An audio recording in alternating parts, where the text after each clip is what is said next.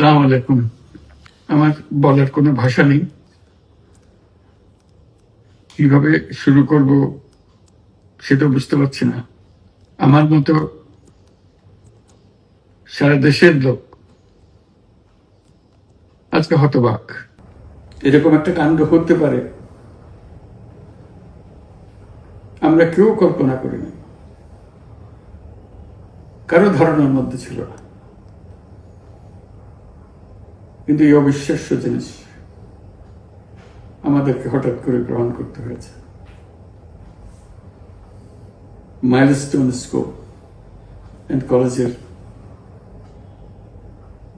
যে দুর্ঘটনা, প্রশিক্ষণ বিমান বিধ্বস্ত হয়ে এই কচি শিশুদের উপরে ঝাঁপিয়ে পড়ল, আগুনে পুড়ে মরল। মা বাপদের আমরা কি জবাব দেব? কি বলবো তাদেরকে? আমরা নিজেদেরকে তো জবাব দিতে পারছি না। অজানা শিশুদের মুখ সবার চোখে ভেসে উঠছে। সারা জাতি হতভম্ব, বাক্রুদ্ধ, শোকাহত বললে খুব কম বলা হবে। এই দুর্ঘটনার রেশ এখনো কাটেনি।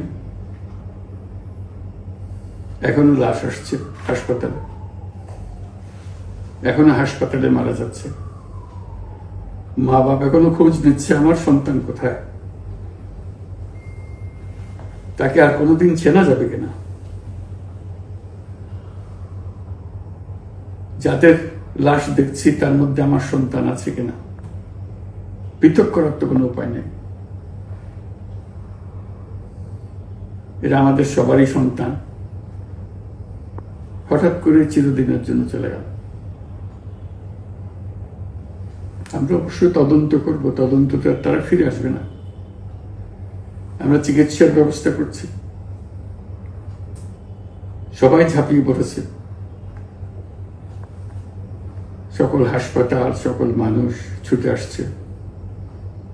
আমরা সবার কাছে অনুরোধ করছি, হাসপাতালে ভিড় করবেন না, কারণ যারা আহত তাদের জন্য এটা ভালো না। তারা তাদের শরীরে রোগ প্রতিরোধের শক্তি নেই। আমরা ভিড়ে থাকলে আমাদের শরীর থেকে কি রোগ তাদের মধ্যে ছড়িয়ে পড়বে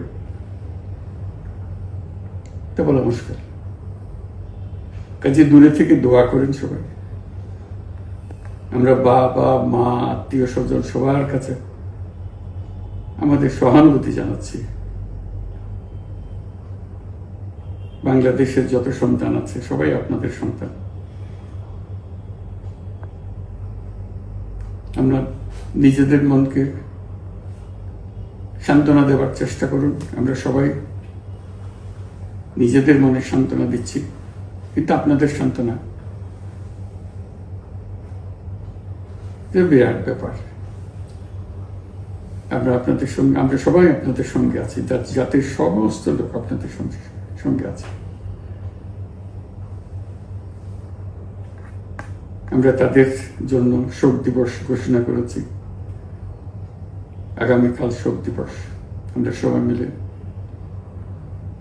তাদের কথা স্মরণ করব, তাদের আত্মার শান্তি কামনা করব।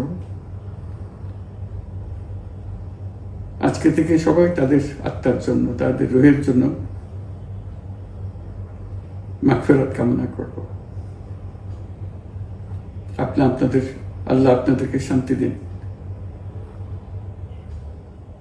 আমাদের জাতির সবাইকে, যারা এই দুর্ঘটনায় বিধ্বস্ত, সবাইকে আল্লাহ শান্তি দেন। তাদের জন্য দেশবাসী সবাই আমরা দোয়া করছি।